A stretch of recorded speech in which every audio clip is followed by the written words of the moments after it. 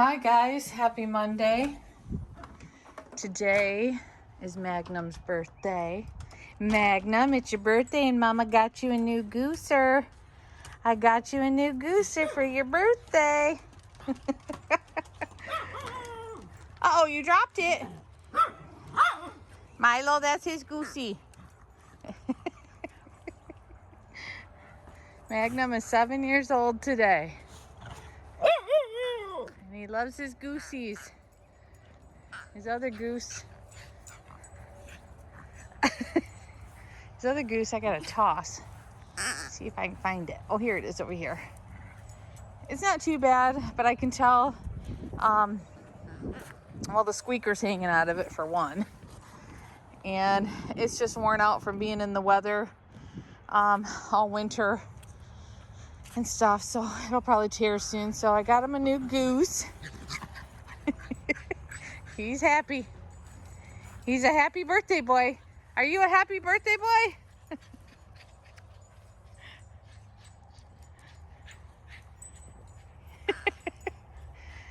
He loves that goose. I don't know what's gonna happen if they ever stop selling them. What if they stop ever selling your goosies? Huh? What are we gonna do if they ever stop selling your goosies? Uh-oh. Milo's gonna get the goosey now. Magnum's wondering what I'm doing with his old one. I'm gonna throw it in the poop can. Hold on, guys. I don't think you guys want to see the poop can. At least Magnum isn't weird when I give him a new goose. Like Miggy with his basketball. Where's your goose? Are you hot now? Are you hot? I'm gonna, I think it's about a little bit after 11 this morning. And I'm gonna give Magnum a good bath. And I'm gonna groom him and take his birthday photo today. And then guess what? Tomorrow's Marley's birthday. Marley's gonna be 12 years old. Marley is, I'd say he's about 90% deaf now. I think I've mentioned before that his hearing has been going and going. I kind of have to do like hand signals to get him to come in the house. He knows when I do this, it means get away from the poop because he's a poop eater. And then when I do this, he knows it means to come in the house. It's his doggy sign language. Not sign language. Yes, sign language. Yes. Sorry. I'm still half asleep and I've been up since 6:30 this morning. And it's almost 11:30. And I'm just tired. I didn't sleep very good last night. So, wanted to do a little check-in on Mozzie, who's right here. Going in the shade spot there. He's probably going to lay down. Yep. If you've been following my community page here on YouTube and my Facebook page, I've given updates that I'm not gonna go into a whole long story, but we found out that Mozzie has diabetes along with his Cushing's and his hepatitis of his liver. Now he has diabetes, so we have started him on insulin. This weekend we started giving him 2 units of insulin, Novolin N. I got a meter. First I had some urine strips that I got on Amazon that I was checking his urine with. And then finally my meter came so I could start getting checking his blood with that and getting the numbers.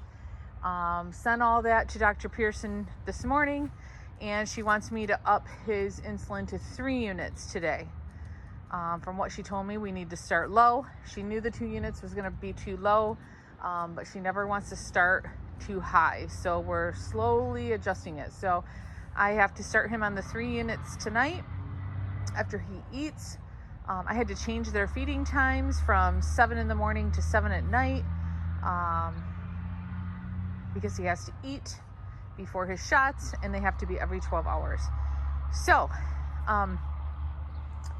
she's going to have me start that tonight, and then I'm to test his blood and get his numbers through Wednesday morning, and then send her the numbers again, and she will decide if she needs to make adjustments again to his insulin. So, I finally, Well, the first shot I had to give him with his insulin, which I think I mentioned before that with Mr. Grant, when he had his gallbladder out, we had to give him his pain meds through injection. So we have done injections before on Mr. Grant. I think Mozzie even too. I think when he had his liver biopsy, he had to have injections too. So I think my husband did that mainly for him. But I'm doing the insulin shots. My husband can do it as well. I've already showed him how to put the insulin in. You got to rock the insulin back and forth. You cannot shake the insulin vigorously. You have to rock it before you put it into the needle to give him the injection. So I've showed him everything he needs to do if he has to do it. But right now I've been primarily doing this, and the first shot I was kind of nervous, but Aaron, the vet tech for Dr. Pearson, said, just don't hesitate. Just do it. And that's what I did. Just did it. Everything went smooth. He didn't ike, nothing. He's been a trooper about getting his shots. And we got his meter delivered Saturday. So I was very nervous about that. Having to poke him in his ear. Oh, I was more nervous about that than the injection.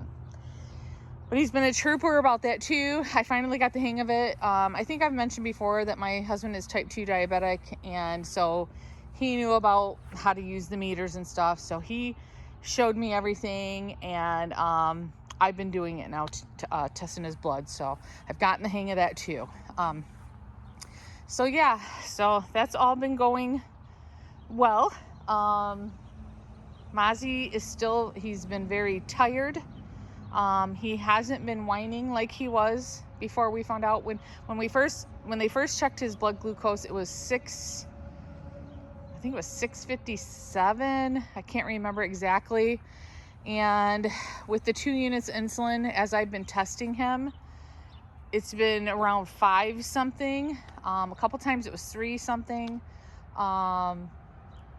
So it has brought it down some, but not enough, because I think a normal glucose reading for a dog is 100 to 150, I think. She said we'll probably never get that low, but if we can get him down around 250, she'll be happy. So she went over everything with me about him possibly going blind, which a lot of you have commented that a lot of your dogs who were diagnosed with diabetes did end up going blind, but they did great. And she said dogs adapt so well if they go blind. And she said, you just can't move the furniture around. And I said, that's no problem. I don't move the furniture around like some people I know. My dad used to move the furniture around like every month.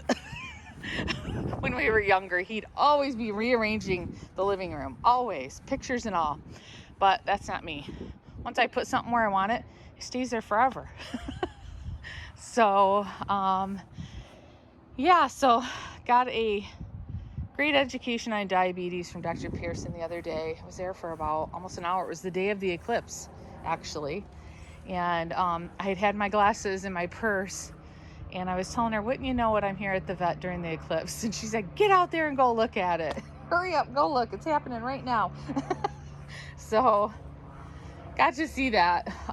She's very nice, and she will take as much time as you need to make sure you're informed on everything that's going on with your pet. So yeah, so what else is going on? Magnum has to go Thursday to get blood work. He's going to be getting his dental done next week. Everybody else, no vet appointments. Cross our fingers. Nothing else happens. My mother-in-law ended up back in the hospital. What is today? Today's Monday. It was either Friday or Saturday. I think it was Friday evening. She ended up back in the hospital with another UTI. Ended up with a bacteria in her blood, so like a blood infection as well. She had a very aggressive outburst while she's been there, so they had to put her on Seroquel. She was hitting, biting, calling people names. Yeah, wasn't pretty from what the nurses say. So she's on Seroquel to try to help that, to calm her down. And not sure when she's going to be getting out of the hospital. I'm sure she's going to end up at a rehab center again, and we're going to do everything we can with this time to